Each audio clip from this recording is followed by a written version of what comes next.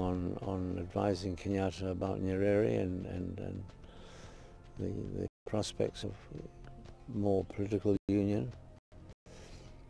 But yeah, Charles could basically exercise huge control, particularly in the last decade of the old man's regime. And behind the scenes, Kenyatta's chief bodyguard, Wanyuke Thungu, whose name was to be linked to another ugly episode of the Kenyatta era.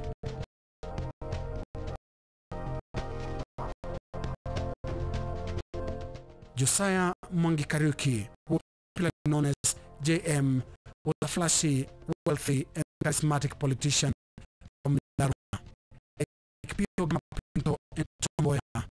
JM Kariuki joined the list of the mysteriously dead. At one time, a meeting of top level province in Katuru, where Kenyatta asked his leader, what would happen if Kenyatta was not there? Who among all of you would take over the reins of power? Everybody else kept quiet, except Jem Kariuki. Jem Kariuki said, I will do so. So I think from that time on, Jem became a marked man among the president. It was really anger and the demonstrations from the students, and there was total political divide. Parliament was really very, there was a lot of anger in Parliament. You know, the then Vice President Moi saying that according to the report they had, he had left for Zambia, but later on he apologized for having given that type of report when the body was discovered in Ngong. At one time, I do remember, just before Kariuki was, B.O. had asked the president, there, Kariuki that Kariuki, you are very close, very close to this situation, and Kariuki, so from there, Kariuki became a bad man.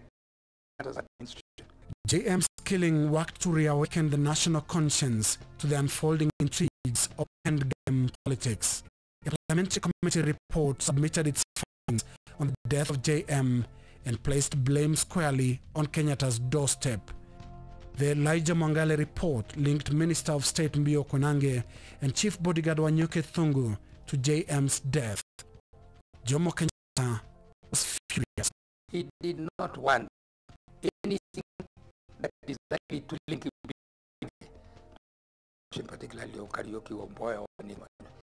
He is totally the committee not to include the name of Konange, because his name was also put in the committee. The reports, that's what they said. Names are there. It's like it's not like this business, and I don't know the reason. So they accused every good report, and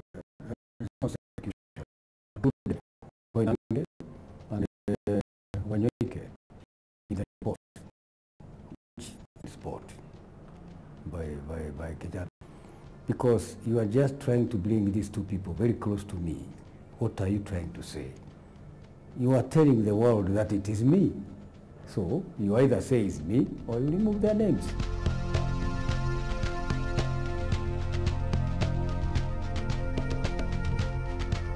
The mid-70s saw the decline of both activity and health of the aging President Jomo Kenyatta and the intensifying of political activities related to the below-the-surface schemes by politicians to succeed President Kenyatta. A group calling itself the Change the Constitution movement emerged, its leadership made up of politicians from Kenyatta's Central Kenya region. Like the name suggests, the group agenda was to change the constitution, and the aim, prevent Vice President Daniel Arap Moi from ascending power in the event of Kenyatta's death. There had been some serious effort to remove President Moi from office so that he is in line for succession. That was a win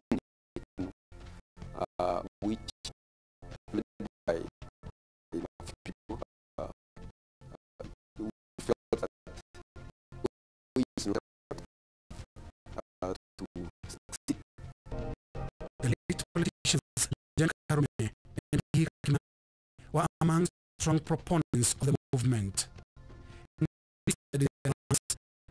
Base police unit or the provincial police boss James Mungai, who was said to have personally harassed the Vice President Moi. Things that I don't know, but it was mishandled by that. He was terribly mishandled, being slapped that I cannot witness.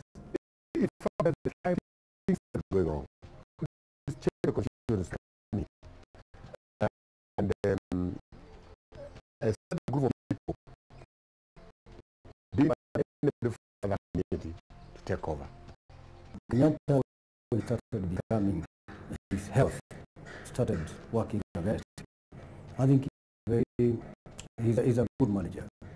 He's a leader, he's a manager, he's almost everything. He used to be. But when he became secret, that's when a small cartel started to develop, you know, in readiness of taking over when he passed on. I could see those who were fighting Moi that time, they were not organized people. You could not see a person there during that time who could have taken over from Moi. Because a guy who would have taken over from Moi is Gichuru. And Gichuru was not very well that time. And very smart person. The group did not achieve its objective and did not even last long because of one reason. Charles Mugane Njonjo. When the question of changing the constitution came, I felt that I cannot do this, and I start to the constitution that when the president goes, he nominates over. And that's how it went. I was misunderstood, but that was the law, and I was in charge of the law, and I had to follow it. It was very firm at that. We should not stop even the death of the president. This was not the law of it. Imagine the issue was to stop the politics, which was going on at that time, which was really very negative type of politics.